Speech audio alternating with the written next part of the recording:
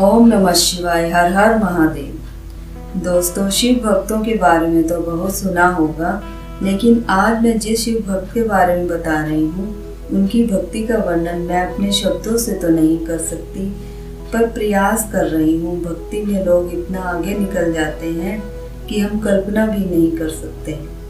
आज मैं आपके सामने एक प्रेरणादायक कथा लेकर आई हूँ जो स्कंद पुराण में से है।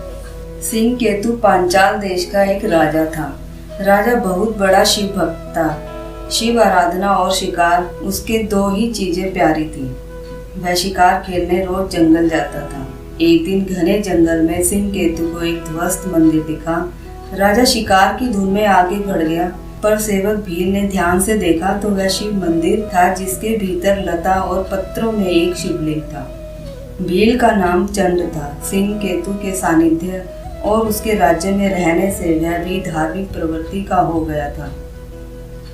चबूतरे पर स्थापित शिवलिंग, जो कि अपनी जलहरी से लगभग अलग सा ही हो गया था, वह उसे उखाड़ लाया।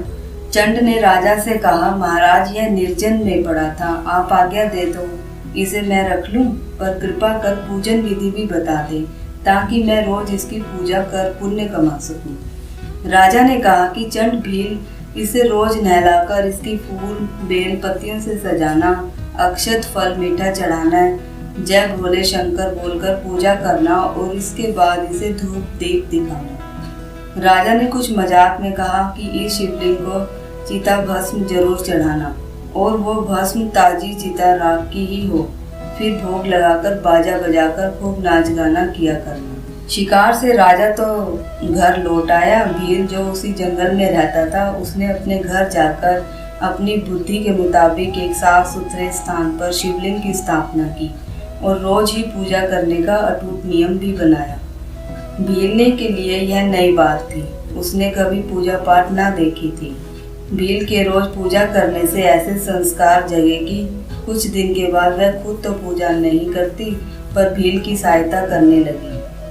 कुछ दिन और बीते तो भील ने पूजा में पर्याप्त रुचि भी लेने लगी। एक दिन भील पूजा पर बैठा था तो देखा कि सारी पूजन सामग्री तो मौजूद है, पर लगता है वह चिता भस्म लाना तो भूल ही गया।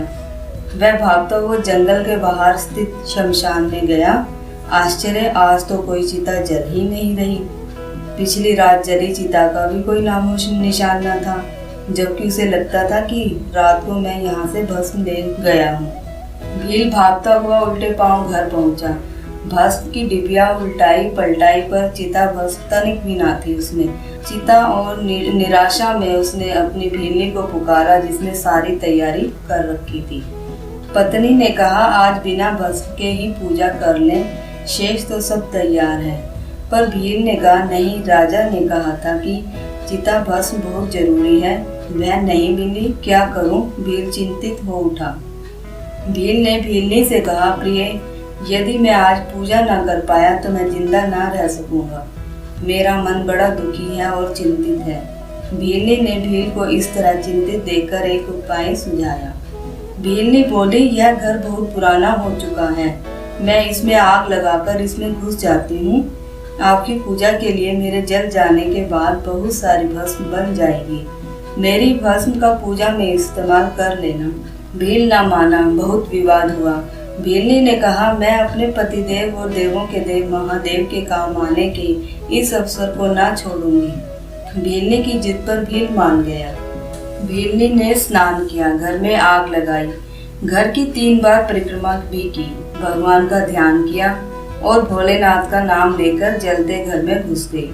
ज्यादा समय ना बीता कि शिव भक्ति में लीन वह भीलनी जलकर भस्म हो गई। भील ने भस्म उठाई, भली भांति भगवान भूतनाथ का पूजन किया। शिव भक्ति में घर सहित घरवाली खो देने का कोई दुख तो भील के मन में तो था नहीं, सो पूजा के बाद बड़े उत्साह से उसने भीलनी को प्रसाद लेने के लिए आवाज दी। क्षण के भीतर ही उसकी पत्नी समीप बने घर से आती दिखी। जब वह पास आई तो भील को उसको अपने घर के जलने का ख्याल आया। उसने पूछा, यह कैसे हुआ? तुम कैसे आई? यह घर कैसे वापस बन गया? भीलनी ने सारी कथा कह सुनाई। जब धधकती आग में घुसी तो लगा जल में घुसती जा रही हूँ और मुझे नींद आ रही है। जगने पर देखा कि मैं घर में ही हूँ और आप प्रसाद के लिए आवाज़ लगा रहे हैं। वे यह सब बातें कर ही रहे थे कि अचानक आकाश से एक विमान वहाँ उतरा और उसमें भगवान के 4 गण थे। उन्होंने अपने हाथों से उठाकर उन्हें विमान में बिठा दिया। गणों का हाथ लगते ही दोनों के शरीर दिव्य हो गए। दोनों ने शिव महिमा का गुणगान किया और फिर वे अत्यंत श्रद्धा युक्त भगवान की आराधना का फल भोगने के लिए शिवलोक को चले गए। देखा दोस्तों, भोलेनाथ के भक्त भी कितने भोले होते हैं। तो दोस्तों, हम भोलेनाथ को प्रणाम करते हैं और भोलेनाथ के भक्तों को भी प्रणाम करते हैं। तो चलिए प्रेम से जयकारा लगाएं। ओम नमः शिवाय, हर हर महादेव। हरे कृष्णा, राधे राधे।